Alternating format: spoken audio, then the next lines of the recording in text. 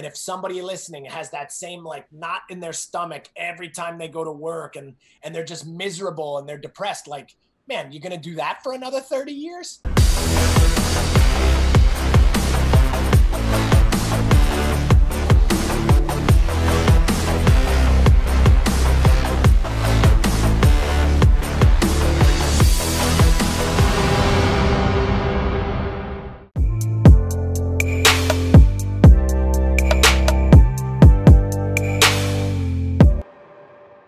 Hi Martin, it's a pleasure having you on Netcast. Thanks so much for doing this. Before getting into, gotta give me 3 minutes to introduce you to the ones that listen and watch us, right? So you're an internationally recognized entrepreneur. You're a fitness expert, sought-after presenter, and best-selling author. You wrote The Coach to Coach, Training for Warriors, Warrior Cardio, Train to Win, the list goes on and on and on. You have been listed in the top 100 most influential people in health and fitness for the last 5 years. And in 2015, you were inducted into the Personal Trainer Hall of Fame. Other than that, the last 10 years, you've traveled to over 35 countries to help prepare world-class athletes and teach trainers, coaches, and students. You train hundreds of athletes from the NFL, MLB, UFC, NBA, WNBA, as well as earning the opportunity to work with numerous Olympic medalists and world champions. In addition to professional athletes, you have also coached hundreds of high school athletes that have gone on to compete at numerous top Division I colleges across the US, including high school national champions. Give me another 10 seconds, though. To call for a big shout out to my buddy and your buddy, Haralambos Anastasis, who made this podcast chat happen. Yep. And this episode is powered by eShopForFitness.com. eShopForFitness.com is the largest and best private organization in Cyprus, offering complete fitness solutions in all areas such as consulting, equipment, events, and education, as well as activation. I could go on forever. So what is up? How are you, Martin? Where are you now? Where at you now? I'm good, Giannis. And hey, I want to say hello to everyone in Cyprus. It sounds like you are luckier than here in the US, where right now still the virus, unfortunately, is making a second wave here. So now for everyone that sees me, I usually don't have a beard or long hair, but after 16 weeks, we're still inside our homes. And it's a very challenging time here in the States, but I'm here in outside of Charlotte, North Carolina.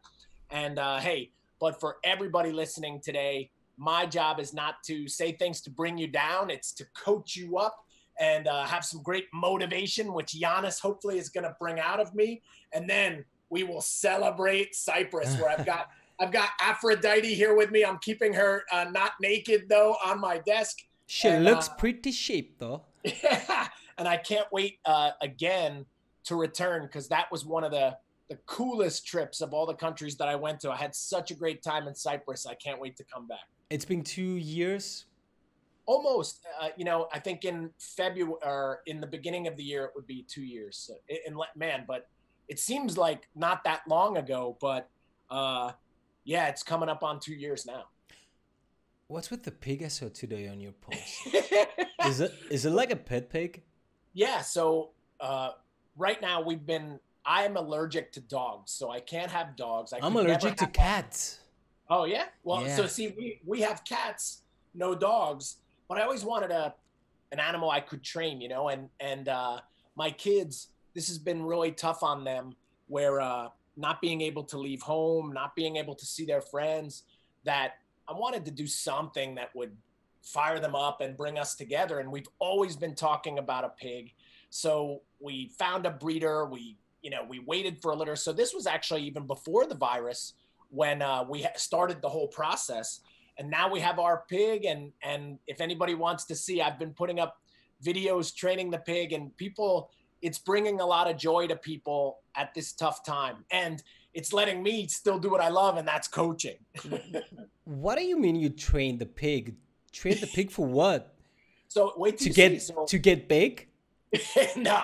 So with the pig, is doing tricks. The pig, yesterday I'm teaching the pig soccer now. So we have no sports here in the US. So the pig is playing soccer. Are you a soccer fan? What? Are you a soccer fan? I would say it's not the biggest sport here in the US. So, but without a doubt, I follow all sports. So I love any there's competition or sport, I have to be around it. You know, like when I was in Italy, man, I went to Rome versus Lazio, a derby match. Crazy stuff, man. Oh my Crazy God. stuff. Bombs going off and just, it was so I just love athletics. I love competition, you know, so definitely if I get an opportunity to be around any sport, I love it. But definitely I wouldn't say soccer is my number one. You know, like I love American football, American college football, baseball, you know, basketball. These are the big sports in the U.S. There's a difference between how Europeans perceive sports in relation to you guys. I mean, I believe that there's more passion and all that hot sauce when it comes to sporting events. While in the US, it's more like an entertainment. I don't know if I'm wrong or something. Well, I think that's a personal thing where if you look, say, at like collegiate football, man, the passion and the intensity is crazy. So I mean, they go nuts in here. They go nuts. Yeah, but I would agree that sport is still a form of entertainment. You could just still have passion for it, just like you can have passion for the theater, but it's still entertainment, you know. So I would say this country is crazy for sports, and now that it's been removed, we all know how much we valued it even more, you know. Martin, I forgot to mention that you also run your own podcast channel, the Into the Roar podcast. Are you on Spotify or some sort of audio platform? Yeah, it's everywhere. So anywhere where you find podcasts, it's I've done an episode almost every week for 3 years. There's hundreds of hours of motivation and really cool content. So if anybody wants to listen in, check out Into the Roar. And there's man, every week I try to have something. So soon I'll be having one about the pig, I'm sure. You're gonna host I don't know, how do they call them? Animal doctors. How do they call them? Yeah. Veterinarian. Those. Yeah, I'm not a veterinarian, but I am. They're calling me now the pig whisperer because somehow I'm learning how to teach this pig a lot of things, so people are happy. So, but for anybody listening, a pig is a lot of work. It's like having a child again, and I've already had 4 of those, so I didn't know what I was getting myself into. Martin, other than the things I said about you at the beginning, tell us a bit more about you. Yeah. Who's Martin? Go back. Yeah, go back in time.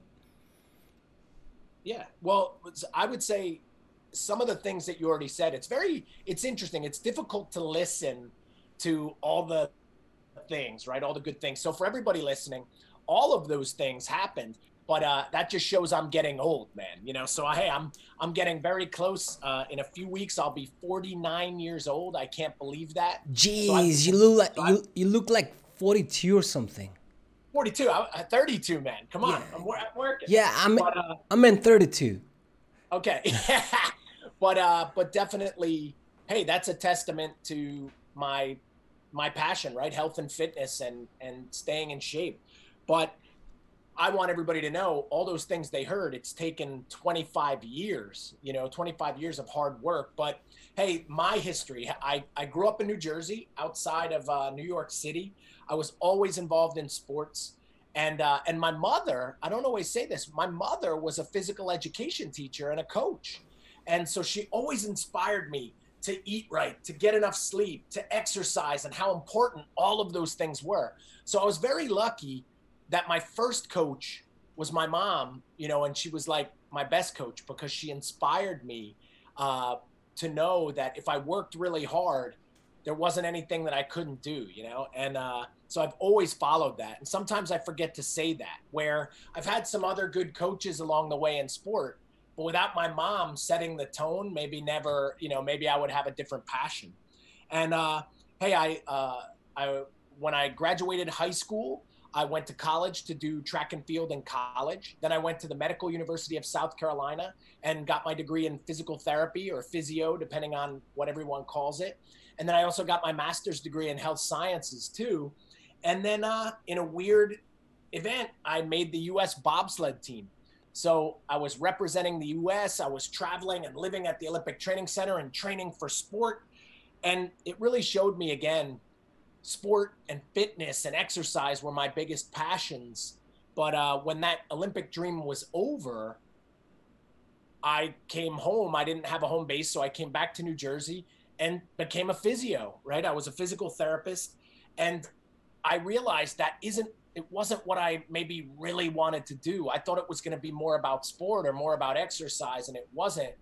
And that showed me it was a very tough time in my life, because I really didn't have much passion, and I was just working, and I was just in the rat race that I thought was what you're supposed to do now the rest of your life, like the party was over. And luckily I started training in the martial arts and got inspired there. And then a friend of mine I met at a course, Bill Parisi, we started a youth performance company and really pushed it across the US. And that was what was my platform to do all those great sport things that you've heard. And then through the fighters, training for warriors really took off. And now that's something that's happening all over the world, helping people in so many different countries.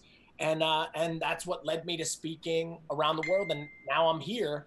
But now I think the new chapter is it's going to be very interesting to see what happens with everything because of this virus and the way that the world is changing. So you catch me right now at a time where I think this is going to be a big part of the history sometimes I talk about, because right now this experience has taken my leadership to another level. It's pushed me mentally to really challenge myself and not give in to the fear and the anxiety and the depression that is affecting many people.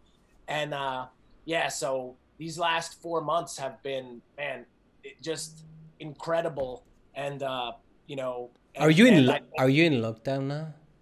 Yeah. So what sort of lockdown? So right now, you can come out of your house, but you have to wear a mask. Many businesses are not allowed to be open yet. You can't go and get in groups. Gyms aren't open, at least in my state, and many states in the US still. Some states they are, but now the virus is increasing at an incredible number. So every day, many states are hitting record numbers now as people came back out of their homes. So now states are reclosing things like bars and other businesses. So it's just a scary time. So I instead just haven't really gone out. So I don't go out. I don't leave my home. We stay here. So it's, so I would call it either quarantine or still lockdown. And why we're doing it is to try to protect the elderly, to make sure that, we don't give it to someone else that it has, does something bad to them.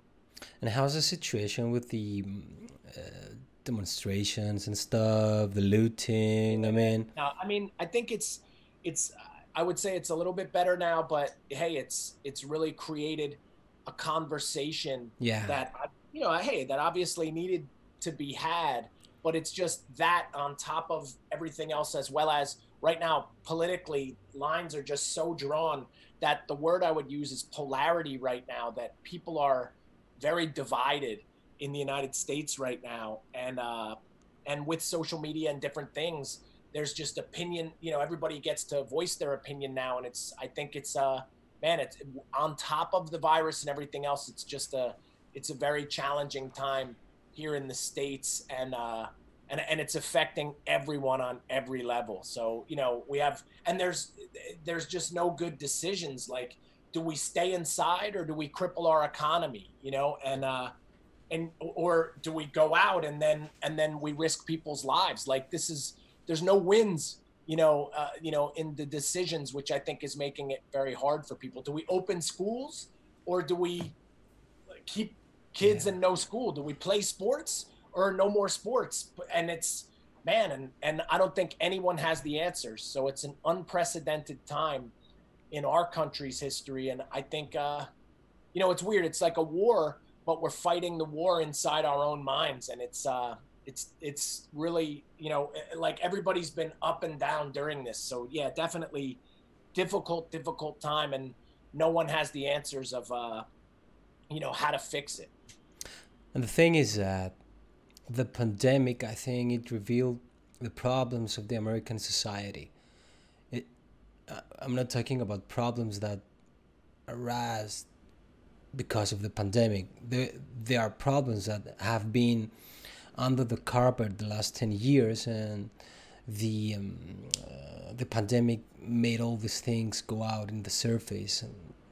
And with the upcoming thing, with the elections and stuff, I mean, Yeah, the but I situation. think, yeah, that, hey, I'm not a Yeah.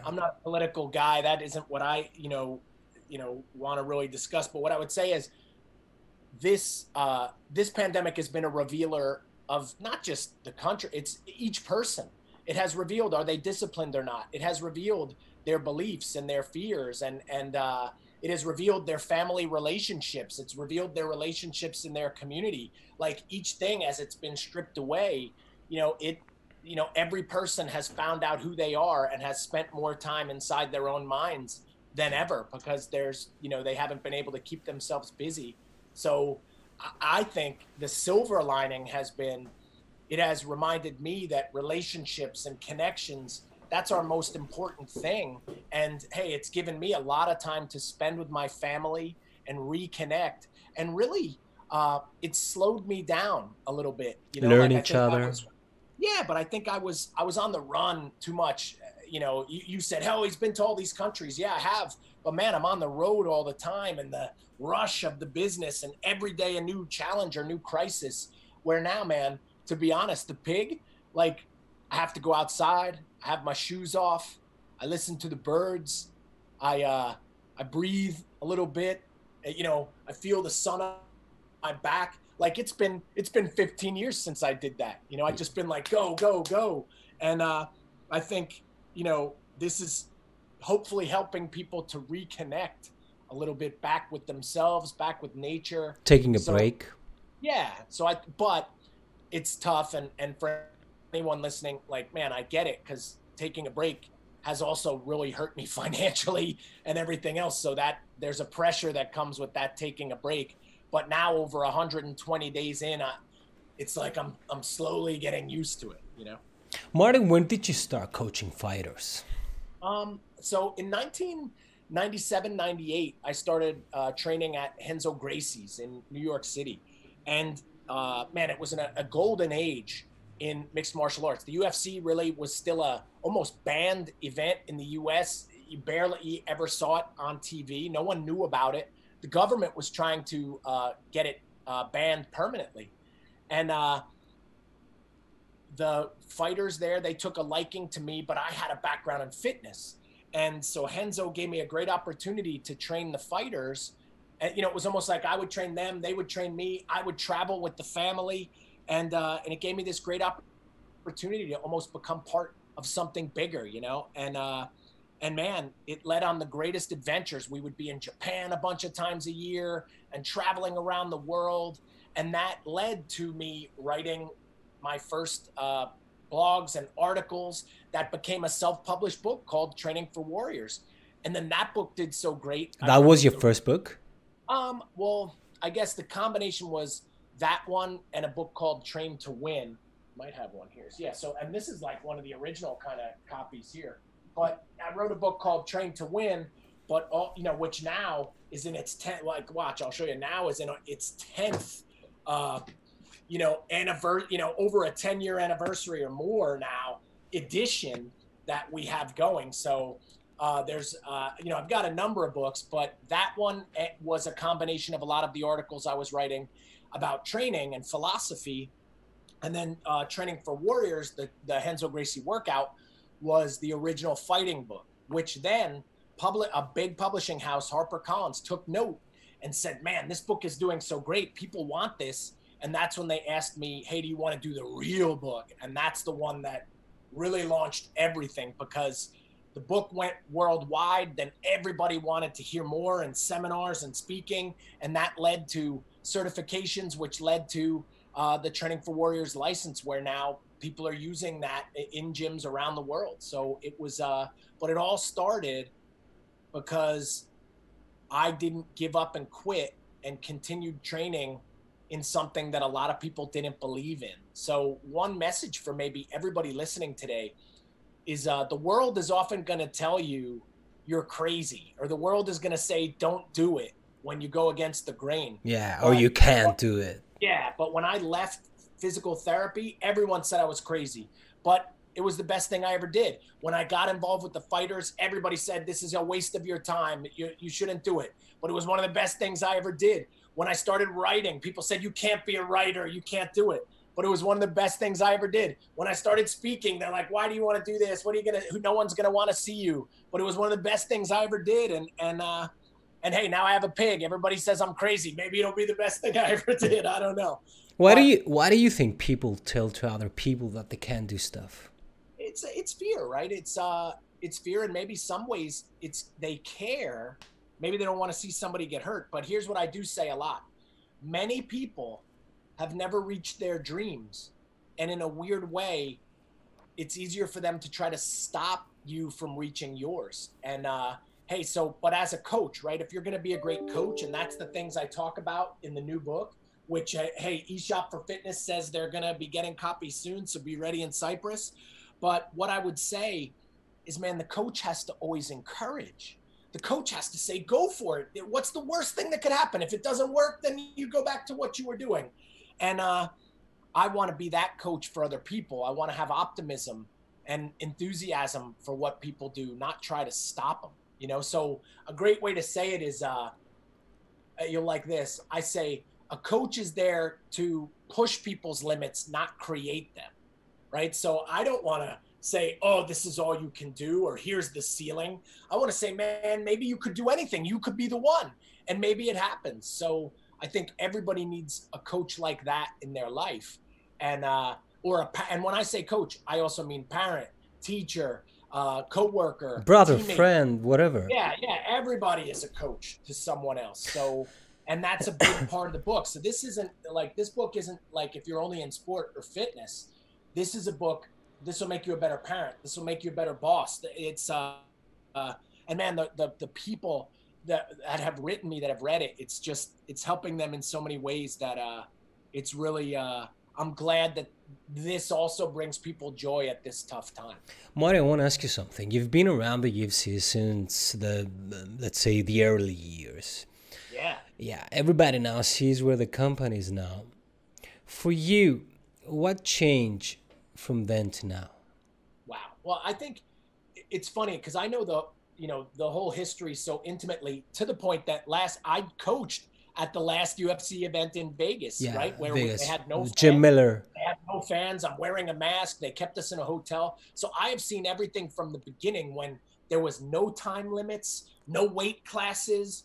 Everybody had a different no dress code, no nothing. Yeah, no dress code. No, in many ways, different, different mouthpieces, different gloves. Everything was very raw.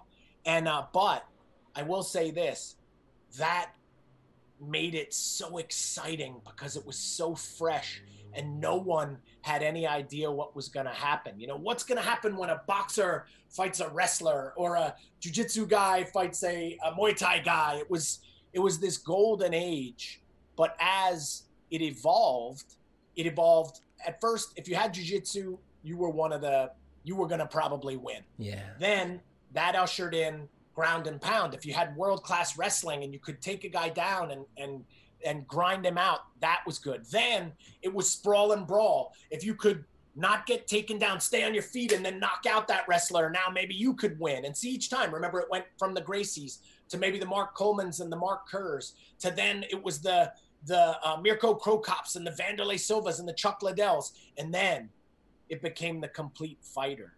And whether you want to say the George St. Pierre's, and then eventually it ushered in the John Joneses, where the guy had everything then.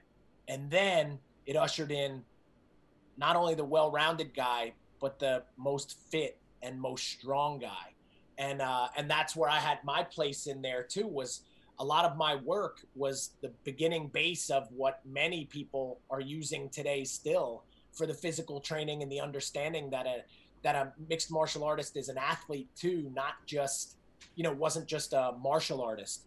And but I would say this, that now to be in the UFC, what has changed is everyone is a great athlete. Everyone has all the tools.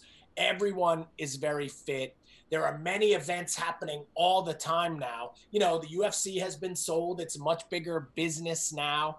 And I think, unfortunately, and Reebok has the Reebok deal, so the fighters, in a weird way, they have less personality sometimes. It's business. Yeah. And now I think the UFC it's evolved where it's going to continue, I think, to grow, but they're going to have to come up with great ways to continue to evolve the sport or keep it fresh. But I think they do. They take advantage of some athletes like, I don't know, Conor, Khabib. But you know what I mean? That was how boxing was too, and then boxing got in trouble because it didn't. They ran out of super athletes, boxing. Yeah. There was a time that there was a gap period where, the heavyweight division. We now have a heavyweight division after so many years with Wilder, Fury, Joshua. But you know what I mean? It's like, hey, at least they got the women in there. That made it very exciting. It was new. It was fresh. Yeah. But now the women are getting really good or really dominant. So I guess the word is parity, where now it's going to be very tough to see a guy win 20 in a row or something like that. Like, the guys are all just so good that anybody can beat anybody. Look at that Ferguson guy, or look at Conor, or look at Khabib. Like I think people are we want this hero that won't lose or that can really push it far, but it's hard now, because there's parity. The guys, it's like the NFL. The NFL with the salary cap, the teams are all really good, so teams have they win and lose. And but I think it's just neat, though. We just talked about the evolution of the sport. And what I do love is, hey, everyone knows it now. Like, kids come up to me and they're like, wow, I saw you at the UFC. Girls, guys, everyone watches it, where this is something that they really battled and fought for. And I think it's just incredible to see how far it's come in 20 years. I'm watching UFC fights with my father-in-law. They have no idea, and they're asking me, okay, who's punching each other? And and that day I told him, that's Khabib, and the other guy, it's Poirier. It's gonna be a great fight. Okay, let's see it. It penetrated people's houses. The casual, it's and what's funny is, I don't think some people ask me, they say, oh, did you know this was gonna happen? Is this why you got into it? No, I just had a passion for it. There was no way I could have predicted what it would have become. It was just very interesting to me. And that's something for everyone listening too. What are you passionate about? Because when you have great passion, the world is gonna see it, man, so I had a passion for fitness and this passion for fighting, and I put them together, and it's led me on the greatest adventures of my life, where, again, part of my story, if I would have still been a therapist, none of this would have happened. And for anybody that's a physio out there listening, hey, if you love it and it's your passion, and your purpose, and it intersects, go for it. But anybody listening out there, if you have a job that you really don't like it, and there's something else you really love instead, my advice would be, don't go your whole life and you don't do anything about it. Because, man, the more times that I have made a move on my passions, it's always worked out to be the best move. It's a tough decision, though, Martin. People I can understand what you're saying, but I can understand people that are afraid to do the jump. I call it jump. Escaping the 9-to-5 job that you hate and chasing what you love. But at the same time, you have bills, you have debts, you have children that need money, you have a lot of things. And I personally believe that you need guts and you need to go for it. Yeah. Or else you regret it. You're going to regret it later on. And here's what I would say. I said it before. I think the line of advice I always give, and I'm not discounting that. Each move I made, it was very hard. I have the hardest move of my life. It is hard. I mean, it was when I. It's not easy. When I moved from the Parisi Speed School to really going all in for training for Warriors, we moved across the U.S. in the middle of the year with my 4 kids. Everyone said I was out of my mind. I'm ruining the family, everything. But I was carrying 2 mortgages. I had no money. It was the most stressful time of my life, but it ended up being a great move. And what I always say is, what's the worst that could happen? The worst thing that would happen is it doesn't work and I go back, right? And hey, but I'm not saying to anyone, hey, throw it, caution to the wind or do whatever.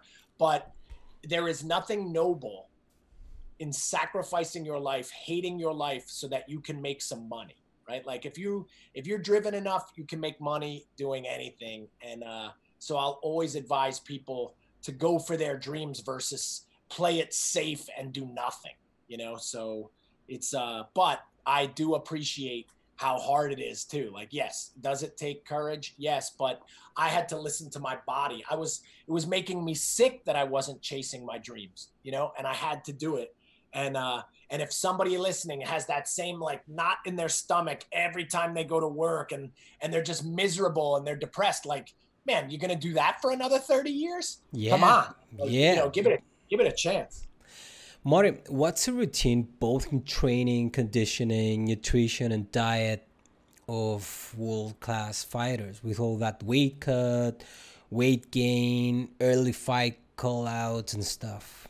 Yeah, well, hey, the fighter is just like any world-class athlete, except for some of the things that you mentioned. So, hey, a fighter has to stay at an optimal body weight. The fighter should be trying to maximize muscle mass. The fighter should be trying to minimize body fat and eating a really healthy, balanced diet. But what makes a fighter different, which is what I had to do at the last UFC, is a fighter may have to lose 10 or 15 pounds in a handful of days, but then learn how to put that back on correctly again, and make weight for the fight. So that started many years ago. I helped to pioneer some of those techniques. And why fighters did it is, if one fighter, say if you're fighting at 155 and you only weigh 155 like Frankie Edgar did, and then the guy he's fighting weighs 175 during the time of the fight, that's a big disadvantage. So many fighters either started cutting to lower weight classes, or many fighters learned to stay at 170 naturally, then make 155, then go back to 170 for the fight. And that is an art form that took me many years to figure out, and was one of the areas that I was very valuable to the fighters.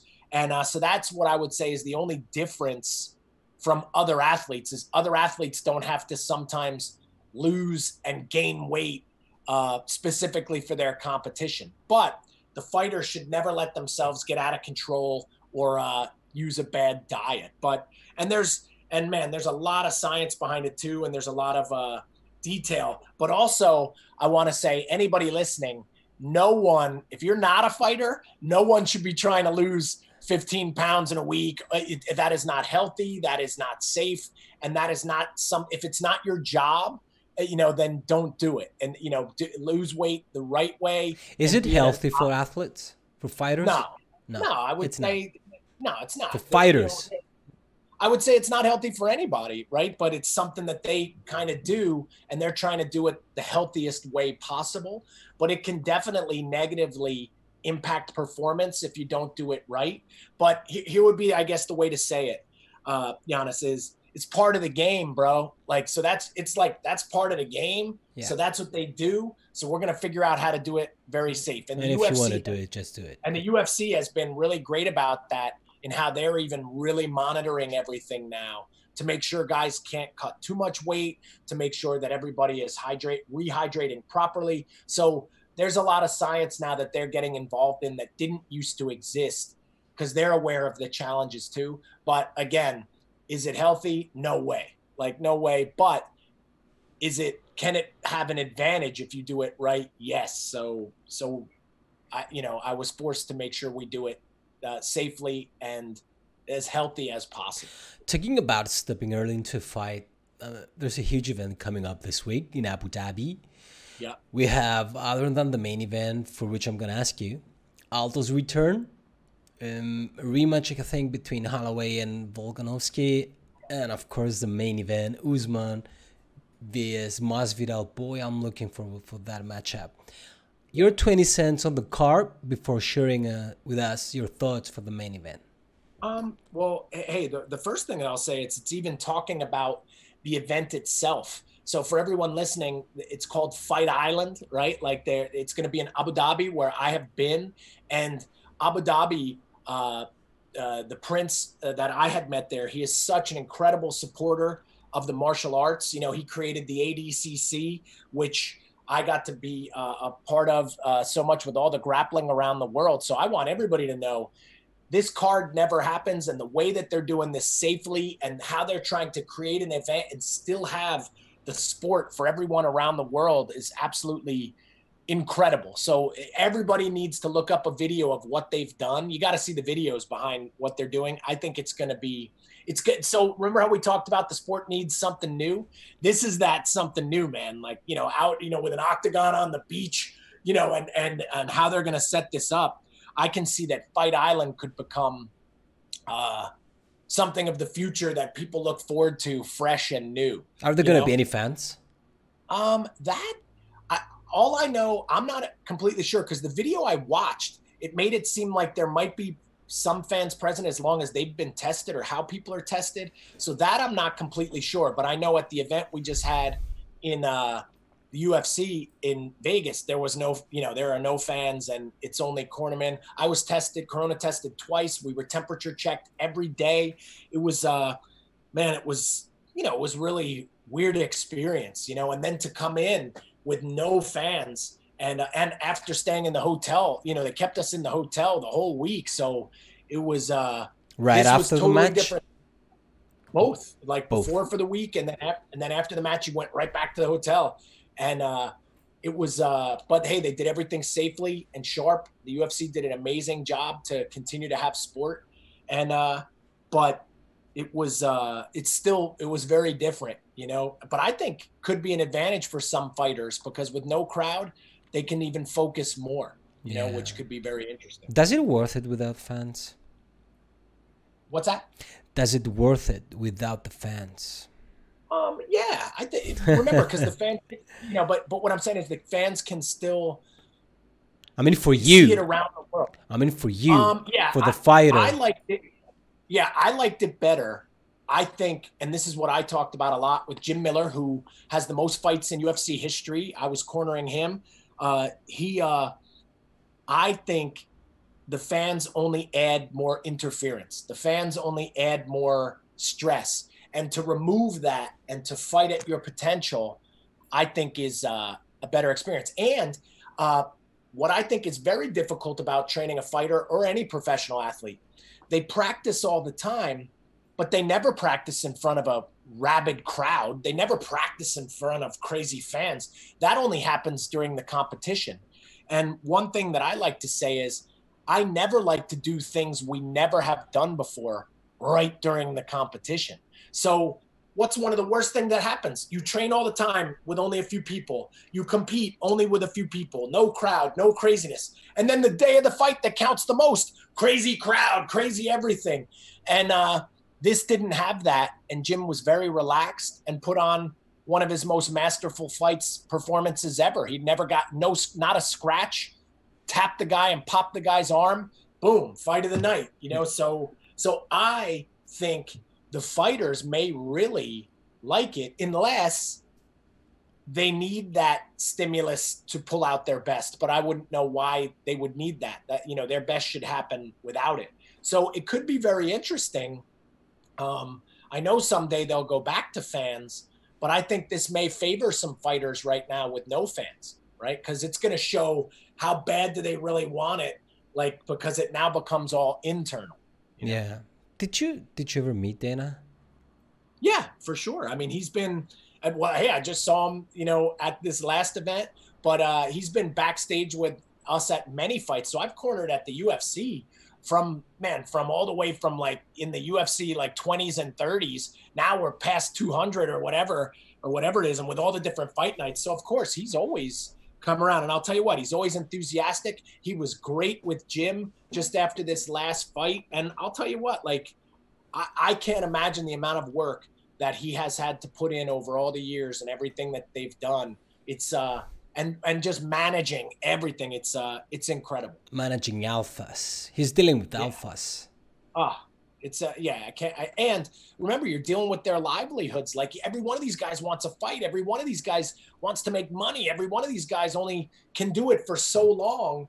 And it's like a lot of personalities, man. And they're fighters. They're not soccer players. They're not basketball players. They punch and kick other people for a living.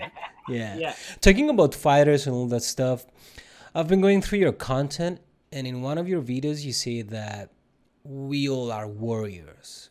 We all have a warrior inside us. Do you consider yourself, Martin, as someone who can help anyone other than athletes and fitness pros? Yeah, absolutely. And not only do I consider it, so, hey, we talked a lot about fighting today, but I will say that I don't spend very much time on the fighters anymore, right? Like, so remember, there's only I've trained some of the greats and some of the best, but it's only been, say, even 50 or 100 people. Whereas my Training for Warriors network now, thousands of people a day are using this program. Yeah, like they're bringing out their warrior. They're bringing out their greatness inside too. So remember, hey, everyone listening, it doesn't make you a warrior because you punch someone in the face. You're a warrior when you take on your greatest challenges and you ultimately defeat the biggest opponent, and that's yourself, right? So I've been in my house. I have no one to battle except my own self now, and I've warrior more than ever. And really, so I have been so lucky how Training for Warriors has been able to help so many other people. And my greatest times of the day aren't just helping like a fighter win a big match. Now, when I receive emails of someone that has lost, if people go to the Instagram on the Training for Warriors HQ Instagram, I just put a post up yesterday. Some guy lost 200 pounds. Now, then it was a girl 100 pounds. Like, these people are changing their lives. They're becoming different people and so much more, where I'm going to be honest, a fighter, they're already tough, man. And they already feel good about themselves. And they're getting paid. Yeah. And they have a lot of confidence, but like these people that like it's saving them, it even means more, you know? And so it's been a transition for me that as I'm working with now, hey, remember, I'm still a track and field coach too in town, but that season didn't happen. So sport is always going to be a huge part of my life. And even training my own kids and my oldest daughter, who is a champion track and field athlete here in the States, but still the base is all still fitness. So no matter what, like, people have to eat right. They have to exercise. They have to get enough sleep. They have to be disciplined and consistent. And that's what Training for Warriors is helping people do. And again, I couldn't be more proud of all my coaches around the world that are using the system to help other people. What about positive thinking? I think it's super important, man. Like, well, here's what I would say. I'll throw it back to you. What about negative thinking? You think that's good, Giannis? I don't know. I don't do negative thoughts. And my friends tell me that I'm a weirdo. Yeah, because a lot of people think negative. And here's what I would say about that. Thoughts are things, right? Thoughts are things.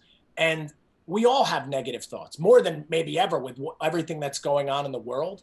But why would someone want to have a negative thought that could hurt themselves? Maybe they don't control it. Maybe, I don't know, perhaps it's like a software where there are bugs and you need to download an antivirus. I don't know. Yeah. Well, here's what I'll say. Here's my answer. I said it to my daughter the other day. So I'm gonna say it to you. We're gonna see what you say, but then there's no wrong answer here. Yeah. So what do you think is more important to grow, to talk or to listen? Come on now. I don't know. I talk. What do you think? Come on. I talk a lot. All right. I talk a lot, but I would say listen. Okay, now, and I knew that would be your answer, and it's okay. And yes, in most cases, if you want to grow, say there's a teacher speaking, you want to listen. Say there is you're reading a book, you want to listen. But the one time that you cannot listen is when you're having negative thoughts in your own head.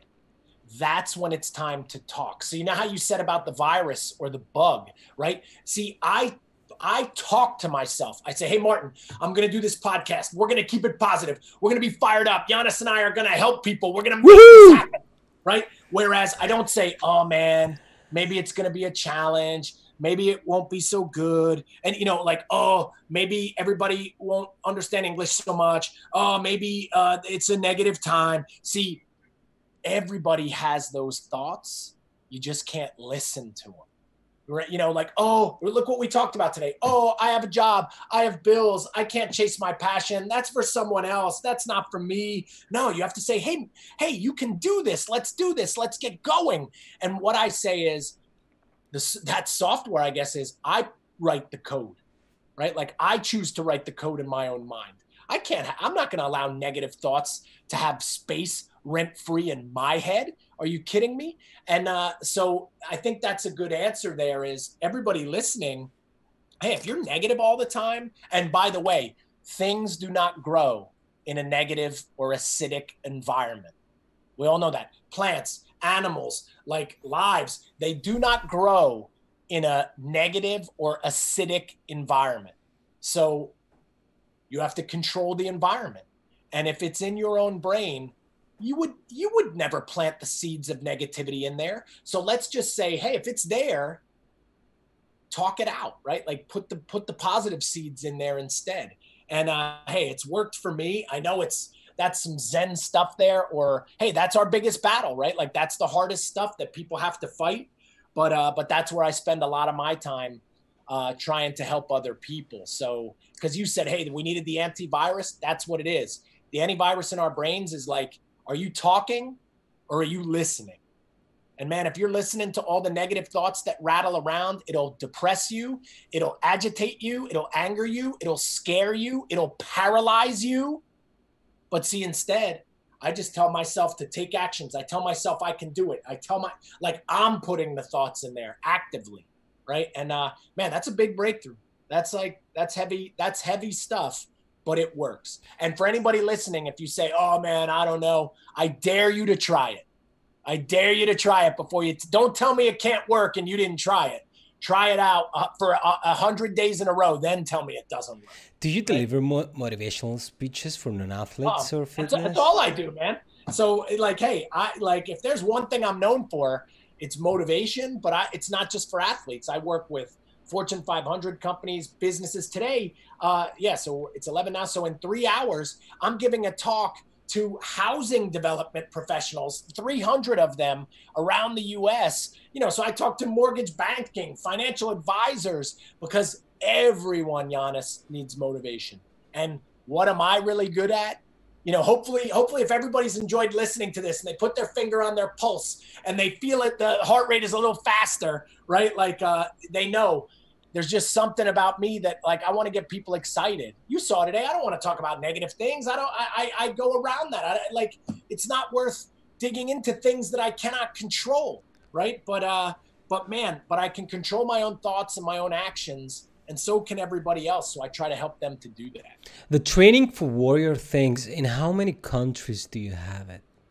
Well, I guess we're in over 20 countries where we have facilities, but there isn't almost a country in the world that people haven't done my certifications or people haven't gone through my courses or they have my books. My books are printed in so many different languages. So Training for Warriors in some way is everywhere, but the exact facilities, we're in over 20 countries around the world and across the US. And it's just, you know, and it can be in a gym. It could be a facility by itself. It could just be one coach and he trains within a facility and he runs the program. So there's many different ways that people are using it to help other people with it. And if anybody wants to know more, because I think, you know, we've talked about this, you know, with eShop for Fitness, like there should be a some training for warriors in Cyprus. And, and when I do come back there, I'm going to make sure we figure out how to do that. Let's do an event. This is a program. Let's do an event. Yeah, this program is not just about a workout. This program is a philosophy. It's I like to describe it. It's like a martial art, but instead of punches and kicks, we use fitness and exercise and nutrition to save and change lives. And it's so powerful. And over 20 years in development that once somebody really understands it and believes in it, it's powerful. And I need that courageous person who's listening. Who's it going to be that's going to be the first one to be the official person running it in Cyprus? What's the impact you see through the program in each country? Again, at first I saw it as it was weight loss and people were building muscle. But then I started to see, man, when people would write, they weren't writing about the workouts anymore. They would say, I'm a better mother. I'm more confident. I have a new job. I got a promotion. I'm a better leader. And that was the stuff where I started to see, man, it's a philosophy, not just a training system. And it's a philosophy that everybody needs. Now, a word that is sometimes strong, but hey, I know when I came to Cyprus, I love, many of the words of the world originated, from the Greek, but the word religion, right? I like to say that training for warriors is almost a religion, but not meaning about spiritual afterlife or the gods, but meaning a set of beliefs that you really feel strong about. And people need religion, right? Like now more than ever. It's like, what do they stand for? Businesses need religion now. Like, what are we about? What do we believe? And training for warriors has this rooted so strong. It gives people solid footing to stand on and then go be the best version of themselves. And I know that's deep too, but man, it's real. And many people they never reach that point in their business or their training. So if you're a fitness person listening and you just care about learning another push-up or now I have a new medicine ball, it's like, yeah, that's great. You got to have that.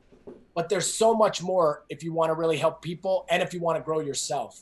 And that, that comes through coaching, so I think everybody needs to read this book when it comes to Cyprus, because it'll give everybody the primer, the philosophy of what it means to be a coach. But then people will understand that the exercises and the training are just a vehicle to something bigger. And how's the life of a warrior with 5 women in the house? 5, now I have 6. I got the pig. Well, no, actually I have 9 because we have 2 cats and a ferret too. So everything is a girl but me in this house. And hey, I love it, man. Like Who's the warrior? Who's the warrior in the house? Tell the truth, man. I would say, yeah, definitely my wife. I'm the pushover. Like I don't, the joke is always, even when they were little, I would say, you better do this or you better do that. And they wouldn't listen to me. But man, when my wife says something, man, those kids jump, so, but definitely it's a great time because I don't know anything different. And sometimes I say, maybe this is the reason the universe brought me all girls, because if I probably would have had sons, maybe I wouldn't, and it's a weird way to say it, but maybe I would have been even more inside and not delivered as much to the rest of the world, where there are many times that they do a lot of their girl things that I'm not involved in, that give me time to do stuff. But, they're athletes in the house. They are, and man, I couldn't be more proud of them. And being a father of daughters, it's the greatest thing, because the girls, what they say, will always come back and take care of you, where the boys, they just disappear. So and hey, all the athletes that I work with mainly are men. So like I get the good balance, in what I do. So, but it's been an adventure, and now they're getting older, so I have 17, 14, 11, and 7. So now we got teenagers in the house. They're driving now, growing up. So it's even puts more pressure on me. You know what I tell my wife? Hey, honey, listen, you're the leader, right? But when they ask us, please say I'm the leader. Yeah. Can I just be the leader sometimes? Yeah. No. I'm always the leader when something bad has happened. When I'm getting blamed for something, then I'm the bad guy. What's your milestone in your career and life, Martin? Wow. And it's funny. After all the things that you've read, right? And here's something that says something about me. There have been many milestones. So I won't call it a milestone. I'll probably call it a stepping stone. Turning points, maybe. Yeah, each thing has been a stepping stone where there have been so many incredible events that I've been lucky to achieve and have happened in my life that I'm not good at playing favorites, So if you would have said, "Hey, who's your favorite daughter?" I can't say it. "Hey, what's your favorite book?" I can't say it. "What's your favorite moment?" Man, difficult. But what I will say is a turning point when I was young, about 11 or 12. I was really bad in school, man, and I wasn't doing well. I was pretty down, not enjoying myself. I didn't feel smart. And there was this teacher, and this teacher just was trying to inspire me. And he said something very important. He said, you could get good grades. You could do this. And listen, this is important. It's not about being smart. It's having the right strategies. And he taught me how to be a good student. So you don't have to be smart to be a good student. And then, man, my grades changed. And then I realized you didn't have to have the greatest ability to be a good athlete. And then you don't have to be naturally talented to be a good leader or a good business owner. And I have always searched for strategies after that. Because I know if I have the winning strategies, then I can be a winner. And that was probably that was a turning point because that changed the course of the rest of my life. What's the future of fitness, Martin? I mean, with all that going on. Yeah, right now, and difficult to. If you would have asked me that 6 months ago, I would have said, it's going to continue to move into smaller spaces. People are going to demand more skin-to-skin contact and great coaching, where now I would say the current future is more virtual, like what we're doing right now, maybe more online, but I don't think that's the ultimate future because people's DNA and how we were designed, we need contact. We need to be around each other. Our hormones work around that. Like it's what we do. And we're a social species, So I think fitness will always evolve a little bit in terms of the equipment or how we do things. But there'll always be a need for it more than ever.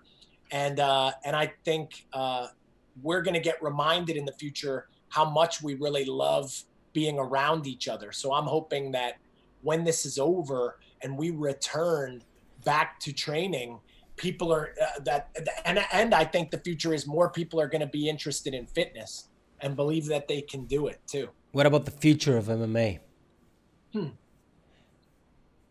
Like I said, I think the future is it's going to continue to expand globally. You see what they're doing in China and, they're building performance centers in Shanghai. But I think the tough part is going to be the sport, just like, say, the 100 meter, right? The 100 meter. Yeah. The 100 meter, there's only so much further it can go, right? Like Usain Bolt, what he did is so incredible. And Florence Griffith Joyner, that it's now like, so that's 12. It's 32 years. No woman has run faster. And I think what happens is everyone will be great and will be excited about the event, but it's going to be harder and harder to see incredible improvement or incredible evolution. We were very addicted to that, the changes and the evolution. And I think the sport, like I said, they're going to have to figure out how to bring out more personality, or they're going to have to figure out how to bring out some new things or new ideas, because it's going to get where every guy is going to get so good that I hope everybody stays as interested to watch. Perhaps they want to do better marketing. They might want to, I don't know, update the experience of people and fans. Because at the end of the day, money's involved, politics, it's involved. But the thing is, performance, it's going to reach up to a level where it won't be able to go, I don't know, go further. Yeah. Well, that's what I mean is there's no division. Like once a guy he's a great striker, a great grappler, a great wrestler, a great submission expert. He's incredibly fit. He's super strong. He looks like the Hulk. And now once there's 100 or 200 or 300 of those guys, like, you know what I mean? It's the same guy fighting the same guy, you know, so they're going to have to. Yeah. Sometimes I wonder, I mean, back in the 90s, we had like 5 or 6 super soccer players, let's say 6, Romario, Zidane, Ronaldo, right? And then early millennium, we came across Messi and Ronaldo. They still have a spectacular career, over 16 years of top level. And the question is, they're going to resign. Who's going to catch up? Who's going to replace them? I mean, they pushed the limits of soccer players up to a point where it's very tough for a replication. Yeah. And I'm worried about. But you see, like when you look at like any program, like Barcelona's program, and it's like they're raising kids from when they're like 8 or 9 or 10, and just the development and where it's going. That's what I mean is you see the level of even the average guy is going to be incredible, you know, and it's going to be hard to find those standout superstars, and we will celebrate them. But I think it's going to be harder and harder, you know, like Pelé, like when it was Pelé, like it's, you know, he's one of a kind. Now, like you said, there's eventually going to be, every team has stars, and, you know, then there has to be other reasons to get excited. You know? When are you coming back to Cyprus? Where are you? When are you going to visit us again? No, I've read your article, by the way. Yeah. I mean, you're an ambassador of Cyprus, man. I couldn't write it better. Well, I had such a great time, and everybody was so great hosts. And hey, I have to give a shout out to Vlasides Wine. I went to the winery, and we had this incredible experience up there. I'm still dreaming of going back. And man, it was to see everything. We were up in the mountains. We saw snow. We're down on the beach, like in a few hours. Mind blowing, right? Yeah, it was. Yeah, it was. And the history, you know, which I still didn't see enough.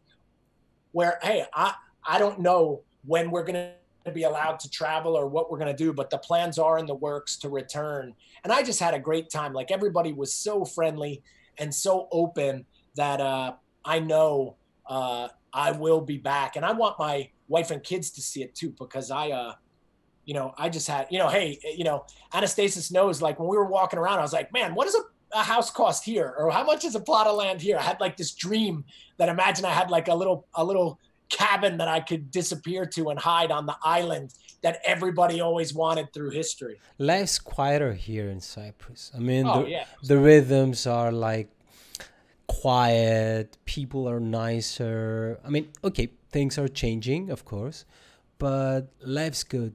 I have a sister in Brooklyn, and I'm visiting New York like once a year, and the difference, it's huge. Yeah, well, and you know, remember, and hey, there are parts of the United States which are much more relaxed. You go to Brooklyn, man, like that's my, you know, that's my stomping grounds where I grew up. Yeah, that's action and concrete jungle. Yeah, you know, it's crazy. It's crazy, but I love it. But I love it. Yeah. When you don't have it, you love it. That's why you love Cyprus. Yeah, that's, you know, and here's what I would challenge everybody listening though too. Don't forget how great you have it. What I always say is always try to be a tourist in your own country or a tourist in your own hometown. Because when everyone was showing me around everything in Cyprus, they would say, oh man, I forgot about this, or I never even went here. You know, just like I grew up near the Statue of Liberty, and now I regret I never took my kids there. We don't live there anymore, you know, but it was like we never went because, oh yeah, that's that. We know this. And so don't take for granted what's right in front of you. And everybody's you know what? Up there. In Cyprus, we are driving all the time. So that means we're not experiencing our country by foot. Yeah. And today I was walking. I was going to a business meeting with one of my colleagues, and we walked because it was nearby. And I told him, God, it's been like never since I've passed through this place. I've never walked my country. I've never walked my city. I'm driving my city. So the experience changes when you change the way you do things. Yeah, well, that's what we talked about today. Like, it's funny you say that, because walking brings out such creativity, and I love to walk a city. I love when I go somewhere new. Like, when I went to Sydney, I walked the whole city. Seattle, the whole city. Paris, the whole city, and it was such an adventure. Whereas if you drive, yeah, you miss it. Rome, the whole city, and but now I realized, man, I never walk around my yard. I never walk around my neighborhood. And now with this pig, like I said, I have the shoes off and I'm just experiencing it. I'm seeing things. Oh, I never saw this tree. Oh, I didn't know the birds live in here. Oh, man, I didn't know this side of my house looks like this. And sometimes, like we said, it's good to just, hey, slow down a little. Change angles. Angles. Yeah, experience it in a different way. And that is, I think it's important because it was what we were designed for. There's something about, I've read, like as we're walking and our eyes are moving, it creates stimulus to our brains where great ideas and different things happen, as well as just the walking itself, the pumping of the brain and the lymphatic fluid through the entire body. It's very therapeutic. So I'm trying to do a little more walking than ever now. Martin, I could listen to you like 3 hours or more. It's been an hour. Yeah. Yeah. Well, hey, here's what I would say for anyone that has listened. If you've enjoyed this is just the tip of the iceberg. So if you liked what we had to say and you have questions, hey, write in to Giannis and we'll do this again. Because right now I'm trapped in my house. We can do more of these. Yeah. But, and people can follow you on YouTube, Instagram. You have a website. You have a podcast channel. Yeah. So you can search Martin on Google, and you're gonna get a lot of results. Yeah, I have so much information out there from Facebook, Instagram. I'm the Martin Rooney on there. Hey, but there's trainingforwarriors.com, coachinggreatness.com. There's just so much information that I've tried to always put out there. And again, the Into the Roar podcast, if people want to listen more, those are very specific, and each episode really has some great takeaways that I think can help everybody. Martin, such a great time I had, mate. It's an honor talking to you. I'm going to consume your content because, to be honest, Anastasis made the reference and I didn't know your existence till a month ago. So from the bottom of my heart, thank you for talking to me on our show and looking forward to see you back in Cyprus again. No, hey, my pleasure. And hey, hopefully everybody enjoyed it and uses some of those nuggets of wisdom that we talked about, which is important. That's why the wisdom, right? That's why my first daughter, her name is Sophia, which always remember from the Greek, means wisdom. Wisdom. So, yeah. See you later, buddy.